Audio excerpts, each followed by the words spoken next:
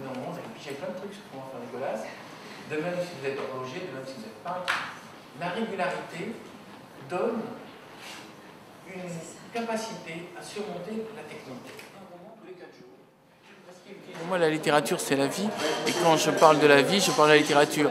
La littérature ne doit pas tourner en rond pour parler de la littérature. Si c'est des écrivains qui parlent de l'écriture, on se coupe de quelque chose.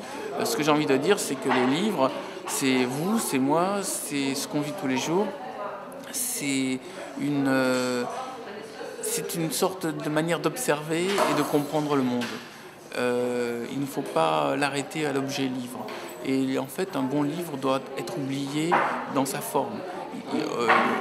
Le lecteur ne doit pas voir le style, ne doit pas voir l'objet, il doit juste être avec les personnages en train de vivre une aventure. Et les personnages, à un moment, doivent se mettre à vivre et sortir du livre pour devenir les amis du lecteur. Donc c'est pour ça que je parle de la vie et que je parle de spiritualité dans mes conférences. C'est un entretien avec l'ange, dans lequel l'ange dit tout le temps. Mais je l'ai déjà dit, vous n'avez pas compris ce que je discute avec eux.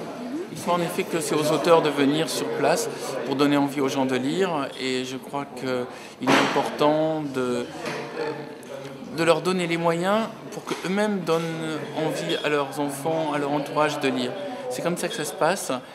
Il faut que les gens se déplacent, il faut qu'il y ait un regard, il faut qu'il y ait un contact. Si c'est juste théorique, si on passe juste à la télévision, ça ne suffit pas.